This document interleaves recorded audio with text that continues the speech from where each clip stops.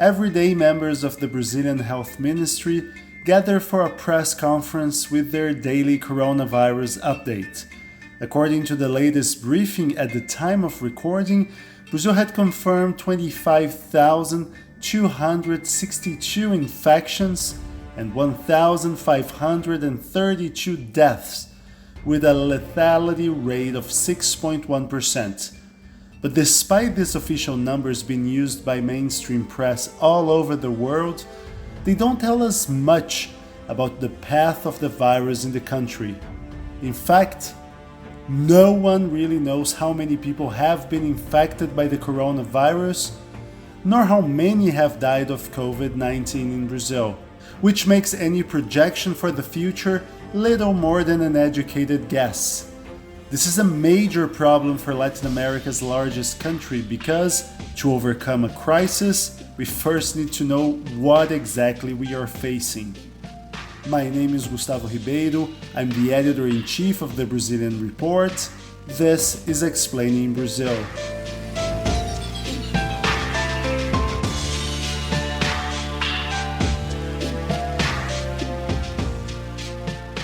The coronavirus infection rate in Brazil is highly underreported, and the health minister will be the first one to admit that. Scientists from the universities of São Paulo and Brasília, however, estimate that at least 313,000 people have already contracted the virus. That is 15 times more than the official statistics. How can authorities miss the number by such a wide margin? Well, that's what we'll try to figure out this week. Ewan Marshall, hello. Hi, Gustavo. So tell me, why is it so important to know how many people have been infected by the coronavirus in Brazil? And I'm not talking about pinpointing the exact number, because underreporting is impossible to avoid altogether. But we're not even in the same ballpark here. Well, it's all about testing. Testing is what allows policymakers to properly decide on lockdowns or relaxing social isolation. And, Brazil is one of the countries with the lowest rates of testing, despite being among the top 15 worst affected countries by coronavirus. So out of every million Brazilians, only 296 are getting tested for COVID-19. What about other countries? Well, let's look at Portugal. According to big data platform Worldometers, which gathers official data from dozens of countries, Portugal has tested 18,000 people for every 1 million residents. Okay, and the results? Well, the perception is that Portugal has the virus under control. Social isolation measures have been put in place and they've been kept there, and new cases have been stable now for the last 2 weeks.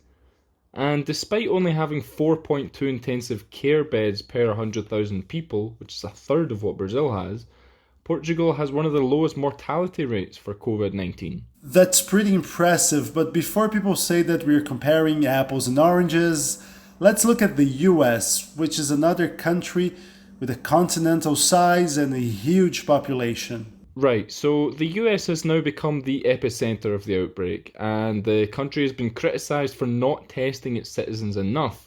But 8,866 patients out of every 1 million American citizens are being tested, and that's around 30 times more than in Brazil. So why isn't Brazil testing more? Well, there simply aren't enough testing kits in Brazil. Ideally, the government would be putting forward some sort of robust testing structure to create a comprehensive data set for epidemiologists and statisticians to study. Yeah, which is what the World Health Organization keeps repeating. Test, test, test. But Right, but the scarcity of materials meant Brazil had to shift their goal towards allocating resources only to those who need it most. the federal government as well as state administrations are scrambling to get suppliers and increase their testing capacity, but there are still bottlenecks along the way, right? Exactly. For instance, some places have testing kits, but not enough machines to process them.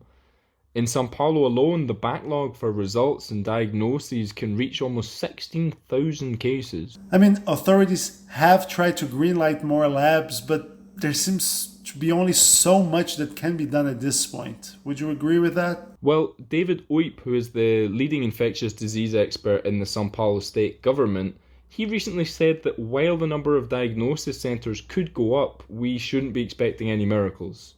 He said that there is the ideal world and there's the real world, and that testing everyone is just unrealistic. And allowing the gazillion labs to process tests is not necessarily the answer, right? Because we have different types of tests with different efficiency rates. Yeah, so for instance, we had a major mining company that donated hundreds of thousands of rapid testing kits to the government. The problem is that the margin of error for these tests is huge. It can be up to 75% for negative results and 14% for positive results. So that means that lots of people with COVID-19 might be getting false negatives, and they could be spreading the virus while thinking that they're safe. The thing is, as everybody gets worried about the coronavirus, pharmacies are able to make an extra buck by selling these quick tests, right? Exactly. The lack of federal regulation hasn't stopped Rio de Janeiro pharmacies from selling these tests, which is illegal. So these tests cost around 390 reais. That's almost half of the minimum wage, and they haven't been proven to be effective. Right, but not to make this episode 100% bad news. There are several great local initiatives to increase the country's testing power, aren't there? Yes, so in Niterói, which is a city right next to Rio, the city hall announced mass testing with 40,000 tests arriving from the US, which is enough for 10% of that city's population. Wow. Yeah, and in São Caetano do Sul, which is to the south of São Paulo, the mayor's office announced a program to test people at home. And in Salvador, up in the northeast, the city has even started pulling cars over, stopping drivers and taking their temperature. If they have a fever, they get tested for COVID-19. Yeah, no, I saw that. And the funny thing is that as many people are curious to see what the test is like, they're driving to these places and they're breaking social isolation. Yeah, that's interesting. That's a bit of a catch-22 there. So we have one more, right? Yeah, so researchers at the Federal University of Minas Gerais are developing a new low-cost COVID-19 test.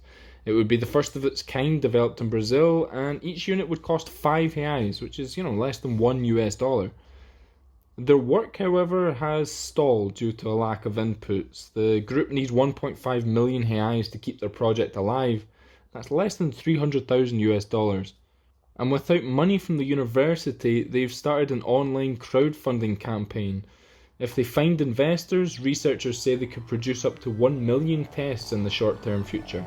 A link to their crowdfunding campaign will be on our website, which you can access by going to brazilian.report/podcast.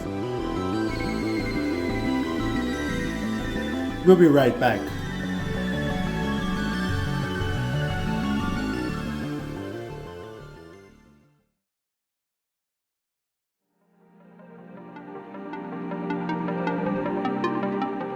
Hello, I'm Laura Quirin, co-founder of the Brazilian Report. This week, many Brazilian newsrooms will hold talks to decide whether they will cut the wages of their journalists by up to 70%. Not us. We are aware of how important the role of the press is in times like this. That's why we ask you to support independent journalism and subscribe to the Brazilian Report. Our plans start at only $3.90. That's less than what you would pay for a Big Mac, and it's much healthier.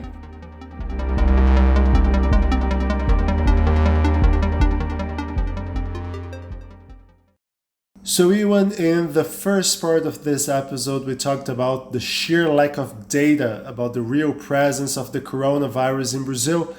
So now let's talk about the data we do have, which is not very good, isn't it? Yes, so as our readers will already know, Brazil has proven to be unable to produce consistent, detailed data that would help experts and policymakers to understand the virus's path in the country, and then consequently to design action plans capable of lowering the infection curve as much as possible. Yeah, we showed in our live COVID-19 blog that notary offices have registered more COVID-19 related deaths than hospitals.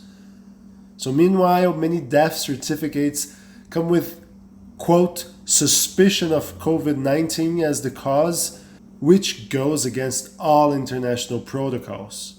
Yeah, a study by the Open Knowledge Foundation in Brazil, which we published on the website, it rated that 90% of Brazilian states showed little to no transparency in releasing COVID-19 data. And why is that? Our very own Breno Grillo talked with Fernanda Campagnuzzi, who is the Open Knowledge's executive director in Brazil, and she said that most states still don't publish basic information with any regard for content, detail, and format. I mean, oftentimes you'll have each state and municipality compiling data in the way they see fit, which does not necessarily relate to other states. This is a tragedy. I mean, I was talking to our data editor, Marcelo Soares, who told me that each state has even its own way of publishing data. On one end, you have the state of Pernambuco doing as they should, publishing numbers in downloadable spreadsheets, which allows us journalists and much more importantly, infectious disease experts to gather information and try and figure out what's going on. But some other states release data on PDF files, which makes it harder to scrape the numbers. But then the worst case must be the state of Pará, which discloses this kind of information on Facebook cards. Yeah, that doesn't sound very professional. No, it doesn't. But let's move on. Which other problems can we single out? Well, we also have some states which are collecting the addresses of patients with confirmed infections, while others aren't. And even, why is that information pivotal? Well, it helps to offer a snapshot of the path of the virus, as it were. As the World Health Organization said in a 2017 bulletin, analysis of big data is already proving critical in building accurate models of disease progression. I mean, at least at a first glance, these episodes we're listing are more linked to incompetence than anything else, but could that lack of transparency also be going on for political ends, like to cover up the true size of the problem? Well, some reports do lead to that conclusion. Reporters Patricia Figueiredo and Marina Pignoni from the news website G1, they revealed a memo from state authorities in São Paulo which had guidelines to 37 healthcare units to only report severe cases of coronavirus infections.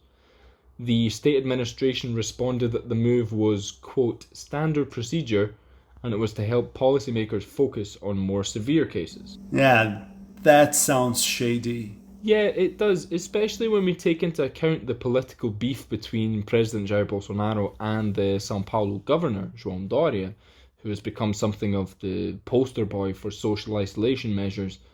He put his state under quarantine, which he renewed until the end of April, and he hasn't missed an opportunity to jab at the president for his lack of leadership during the pandemic. It's not exactly an ideal scenario to be in, because at one extreme you have the president Jair Bolsonaro doing every single thing in the book that experts have advised against, asking people to go about their business as usual, making physical contact with several of his supporters, sometimes even wiping his nose before doing that. And then on the other hand, you have governors that might be doctoring the data, and please, no pun intended here, to make it look like they're doing an awesome job against the virus. Yeah, it's not great. It seems like we're stuck between a rock and a hard place at the moment. Ewan, thank you very much. Thank you. If you like this podcast, please rate us with 5 stars. That will help more people find out about this show.